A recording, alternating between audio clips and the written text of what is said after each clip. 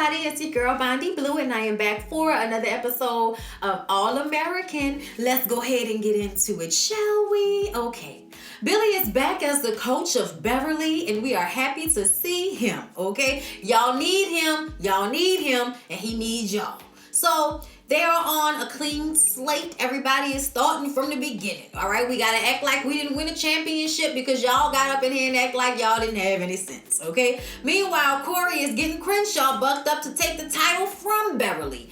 Jordan tells Billy when it's time for practice to be over that day. He was like, yeah, I think my boys have had enough. It's time to go. And Spence was like, what? Really?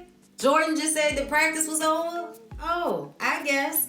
You know what, Billy? If you're going to come back, you need to come back ready to stand your ground. Okay? This is again when I go back to having so much respect for my paw, bro. Because you can't let your kids think they got the upper hand on you in that way. You really can't. Because like Jordan is doing, he will take advantage. They will take advantage. And I don't like that. And I feel like Billy needs to nut up. For real. The team looks like crap, to say the least. And then the Booster King that they've been talking about, y'all, is actually Detective Gabriel from The Closer. So now I'm going to continue to call him Detective Gabriel. I know people don't like when I do that sometimes, but I love it and I think it's hilarious. So Detective Gabriel and the daughter from Ambitions, okay? That's father and daughter in this show. And they want to talk to Spencer about how impressed they are with him. They're not impressed with the team, but they're impressed with Spencer.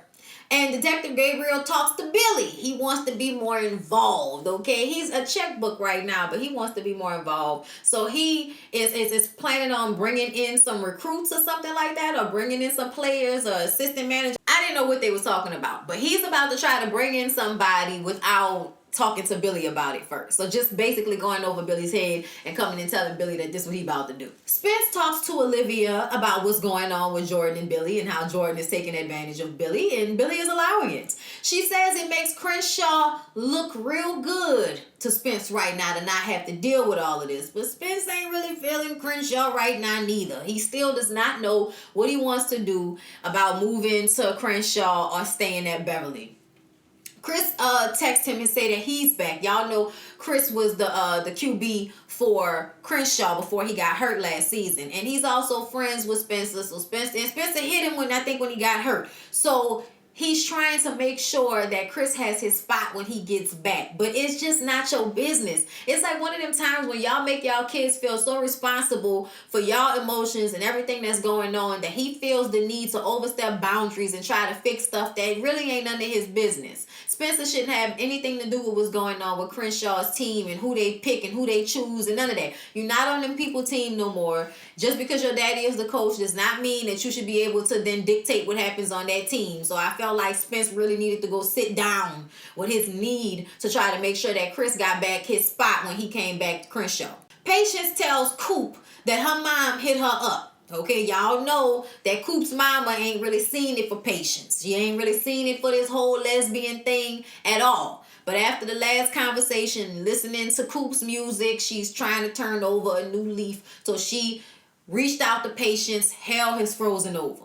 Then Coop sees some dude bullying some little nerd and rapping. He was rapping, like ribbing him through the raps, like, you know, rhyming and ribbing. And she like, when did he stop bullying people? Man, this fool, man, nah, this ain't about to go down. And Patience is like we're looking at her about to be the old Coop and speak up and defend people and defend herself. So I was here for it. So Coop walk up and say, nah, man, why don't you pick on somebody your own size, all right? So then she start rapping and she bodied them in front of everybody and they videoed it. So now Coop ain't a snitch no more. Now Coop, you know, you just got cooped. I was like, nah, y'all know y'all wrong for that.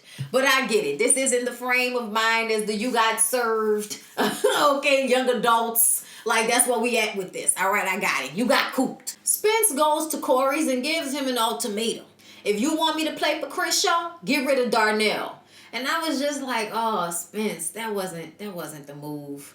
That wasn't the right thing to do. And Corey is like, are you giving me an ultimatum? He was like, yes. Because ever since you came back, that's all you've done is give me ultimatums. So now I'm giving you one. Yeah, it wasn't the move, Spence. This wasn't the move, buddy. Laura wants Olivia to join Solar Muse, which is like a black female philanthropic, cotillion type situation. Okay, they're a club. They're a club, and it looks good on college applications. And at the end of the year, there's this beautiful cotillion.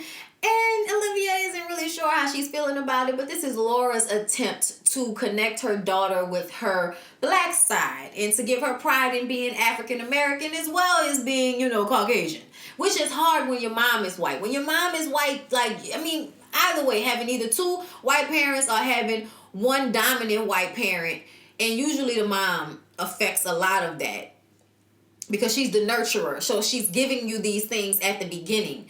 And, Laura being a white woman, she didn't have that to give because she's not black. And when black men are with white women, a lot of the times they're trying to run from what is not, y'all, please don't take this the wrong way, because I'm sure there are so many interracial couples out there that are true blue, okay? But I also feel like sometimes when black men are with white women, it's so that they can create a separation between them and the black community. I'm sorry, that's just how I feel about it. And through Billy's storyline, that's kind of what he was doing. He was running from the hood, all right? And he ends up marrying Laura. Loves Laura, granted, but himself is not going to put forth as much effort as if he was in a marriage with two black parents to make sure their child has pride in being black. It's just the way I see it, okay? I'm just saying. But Laura is trying to pick up where Billy left off. Billy isn't around right now like that, so she wants to make sure that she gives her daughter some type of connection or accessibility to other black women. And I appreciate Laura for that. They really had to do good with Laura's character. She couldn't mess up on no front, because we were going to tell her ass, we were going to want Billy to go back to Grace and everything. I like Laura. Do y'all remember that Grace had like this little thing with one of the teacher's assistants at the college when she started going back to school? Well, his name was Micah, and he was chocolatey and goodness. Basically like another version of Tay Diggs. Okay, look, sorry. Okay, with a little Kim in there. Okay, like Tay Diggs and Kim had a baby. And then, no, not Kim. Seal. That's what I'm thinking of. Okay, you put Seal and Tay Diggs together, and then you get Micah. Okay, I forgot his name as an actor. But Grace runs into him at school, and he kind of lets her know he didn't appreciate the way she ghosted him when Corey came into town. So there is something unfinished up in here, okay? Leela is different, y'all. Leela is so different. And while Spencer is confiding in her about, what was going on with him, Beverly, Crenshaw, just everything that's been going on, talking to his girlfriend about it, all she can talk about is he needs to start being selfish, and they need to start doing what makes them happy. So she pulls him into a classroom to give him a little little hanky-panky. But class starts, and then, she got to leave him with a hard on in a class full of kids, like what the hell was going on up in here, okay? Rochelle confronts Jordan about his lack of pride. Y'all know Rochelle is Detective Gabriel's daughter. So she's a part of the booster situation, and she's been watching how the team has been practicing. So she confronts Jordan and tells him that he needs to get it together. Asha says that she was right. Okay, she was absolutely right. He's been busting his ass every day during practice and after to make sure that he makes up for the mistakes he made last season, because Jordan tried to throw that in his face. But it's like, why don't you chill out, son? Just because Asha was going through something last season, okay, being homeless, does not mean that you get the okay to do the same because your daddy cheated on your mama or whatever, or lied to your mama or whatever. Like, whatever, Jordan. Jordan works on my nerves, y'all. The entitlement is just, it's too much. And then the fact that Billy appeases the entitlement is what works on my nerves. So Coop tells Spencer that she's joining a rap battle. And then she checks him for giving Corey that ultimatum that wasn't the way. Okay, that wasn't the way, Sway. That wasn't the way. I appreciate Coop always being Spencer's conscience. Like always telling him when he's going down the wrong path and he needs to pull it back. So he goes to correct that situation. But Darnell's bags are already packed. Darnell gonna talk about this what you wanted, huh? This what you wanted. I'd say, boy, if you don't go on somewhere with this, okay? Because what y'all are not about to do is make it seem like Spence doesn't have a right to feel how he feels. His dad has been back for 5 minutes, and now he done brought the son that he was raising while he was neglecting his own children to Crenshaw to play. Just because it seems as if Spencer wasn't sure about whether he wanted to play. So it seems as if you were replacing him over and over and over again. And there is trauma tied to that. So yes, Spencer's a teenage boy who has been given way too much responsibility, if you ask me, did not handle that situation the right way. But Darnell, honey, we don't need no back talk from you. We don't need no back talk from you. Spence asked Jordan how he dealt with the situation when he moved into their house. You know, they had their little troubles at first. Jordan says that he got over it because he got to know Spencer. And then he realized that his issue was really with his dad. And which is, I mean, it's the exact same situation. So now Spencer knows what he has to do. He has to go and talk to his dad and rectify this situation.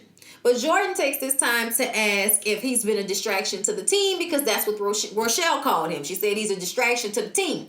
And Spencer's like 100%. 100%. You know, the situation with you and Billy is obviously a distraction for what we need to be doing as a team. But at the same time, I understand, you know. You my boy. I get it. I understand where you at with it. I think that Spence being so forgiving of Jordan is really telltale of what their relationship is. Like, they really feel like brothers if you not holding him to the ground as hard as you really could right now. Because you really could be holding him to the, bro, I saved this team last time. You want me to save it again this time? Like, he could really be a jerk about it if he wants to. But he handles Jordan with kid gloves, even though Jordan has been being a jerk this entire time. Olivia goes to this meeting with, you know, all the other black ladies in white showing up in black. She already, sore thumb out, you know. She didn't read the brochure. But just as she's about to walk out and leave, Spencer's ex-girlfriend, I forgot the girl name. I didn't even recognize that was her, but okay. She ushers Olivia back in and gets her to sit down, and they have to answer like a questionnaire. And one of the questions is, who are you? And the other question is, what is your contribution to the world? Olivia didn't know what her contribution to the world was, y'all. I'm like, well, Olivia, you kind of go around super saving people all the time. Asha is a great example of some of the work you've done, okay? Like, I know he had to get it together for himself, but she was very much there along the way. I think she has the maturity to see in other people what she's been through herself, which is such a good thing. I myself am good at that. Like, I can recognize where I felt something, so I can then assess the situation based off of that, because I feel like I was feeling the same thing that I see the other person feeling, so I know how you feeling right now. You know what I'm saying? I think Olivia is like that. And I think that being around these women, being asked who she is, what is she offering to the world, makes her realize that she does not have a real identity. Spence goes to Corey's to ask about Darnell. And Darnell has already left to go get on the bus, all right? Spence asks if he's just going back to his mom. And he's like, do you really care? He was like, yeah, I really care. I want to know. And Corey explains that Darnell's mom is on a tour right now. She's in the army, whatever. Okay, she's in service. And she's somewhere doing something besides being Darnell's mama. And she told Corey that she likes being a soldier more than she likes being a mom. Then why did you get pregnant? Never mind. I'm going to let it go.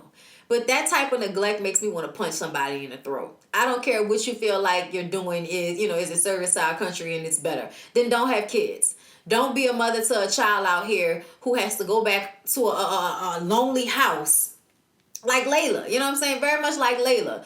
That's probably going to show itself too, that Layla and Darnell have a lot in common with not really having their parents present in their lives. Okay, if they ever cross paths, that might be an issue for Spencer. Spencer goes and finds Darnell on Crenshaw's football field because it's what he would have done. See what I'm saying? Okay. And he talks to him and tells him that he ain't got to leave. He doesn't want him to leave. He should stay at Crenshaw. Convinces him to stay. Coop and Patience go to the freestyle battle. Y'all, why Lil Fizzle Pop was the host of the freestyle battle? Y'all better get out of my face. Y'all got Lil Fizzle Pop on 2 shows on Monday nights? I can't. Preach is at the doors being security and ain't acting all hard and everything like, what you doing here, Coop? Like, stop acting like you don't care about Coop. Preach, you know you care about Coop, okay? As much as y'all may not want to admit it, her snitching probably saved y'all lives. And that's what it is, okay? Don't be sitting up acting like you ain't thought about it. So Spence and Layla are in the building as well to support, and Coop kills it. Coop goes up there and kills at least 3 or 4 people, all right? And she feel like ain't none of these people up to her caliber. This ain't no real competition. They want some real rappers to come in the building. So Layla decides to give $1,500 to the already $500 prize. And also studio time with her dad. I said, Layla is on the edge, okay? She is on the edge. Spencer was like, Coop, give her that money back when you win, okay?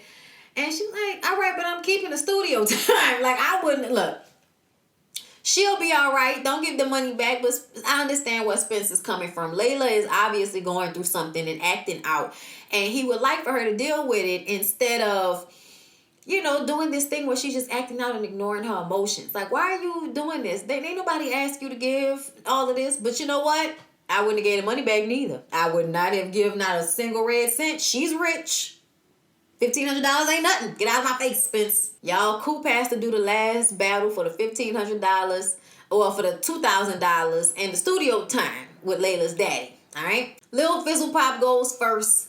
And I mean, he brought up everything. It's like he's been watching the season and making notes, okay? He brought up Sean's death and how Sean's daughter is probably somewhere, you know, asking why Coop got my dad killed, and brings up her mom not wanting her because she's gay, then brings up getting pre-shot. Everything that has been in this story about Coop, he didn't put it in a rap. I said, Lil Fizzle Pop, you better get out of my face with this, because you know I don't like you. Then he had the nerve to tell Spence to watch his back in his rap. I was like, oh, what you gonna do, Lil Fizzle Pop? He gonna just swoop you and boom, boom, boom you out for the count. All right? Now she's scared. As soon as he brought up Sean, Coop tapped out. Like, she wasn't there no more. She just staring at the crowd all scared and shit. And I was just like, oh, man, Coop. Come on, girl. Clap back into it. Talk about April. Talk about Moniece. Talk about Chris Stokes. After it's all said and done, Preach takes time out of his day to tell Coop that maybe she should keep her options open. He's seen many of people get up on that stage and freeze, and this ain't always the business for everybody. I say, why don't you just eat your food? Coop says she ain't giving up. It's going to take more than one time, one night on the stage bombing for her to quit. I say, that's right, girl. That's right. Everybody bombs. Get up there and do it again. I need to follow my own damn advice. Anyway, Spence goes home to help his mom study. And he asks about Micah and, you know, where he at, why he can't come and help you. And she explains how when Corey popped up, you know, she had to put the pause on that situation. And then Billy comes in. But Spence did tell his mom that it's time for her to do things for herself. She's always putting them first. Now she needs to put herself first and do some things for her. But yeah, Billy came in wanting to know, what is the decision on Beverly versus Crenshaw? What you gonna do, Spence?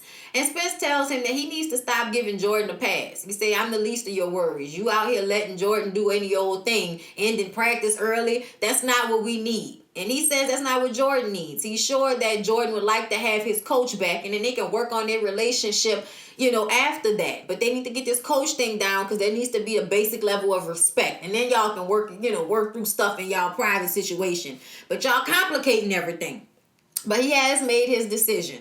So he goes to Corey's house, and he tells Corey that he made a decision to go to Beverly because he wants Corey to just be his dad. He doesn't want him to be his coach. He wants him to just be his dad. That's the relationship that is most important to him, and that's what he wants to focus on as it pertains to Corey.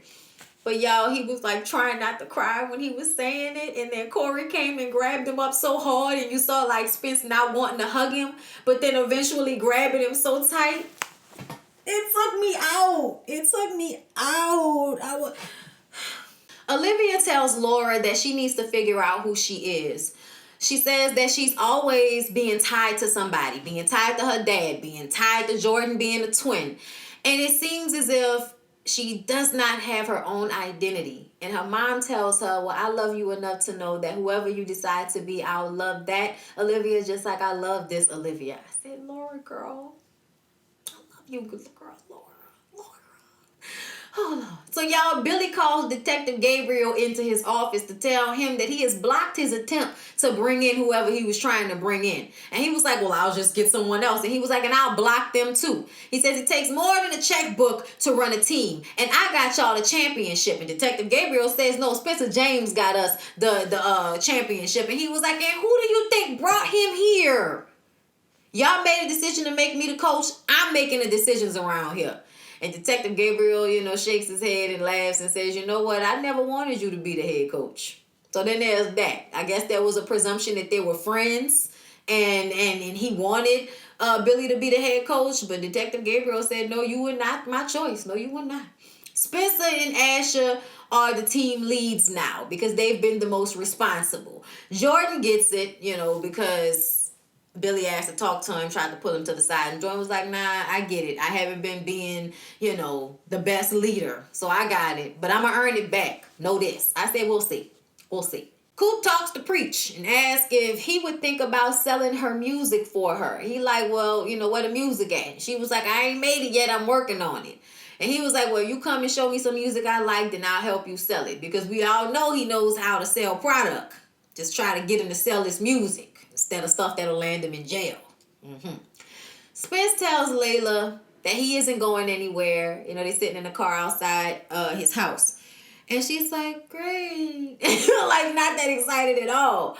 She just doesn't seem happy. And he asked her, like, talk to me. You ain't really talked to me about, what's going on with your dad, why you said he was here when he wasn't. Like, you don't want to talk about this. I just feel like something is wrong, And he's telling her, obviously I see that something is wrong. Talk to me. And she gets upset and kicks him out of her car because she don't want to talk about it that bad. Get out of my car, Spencer.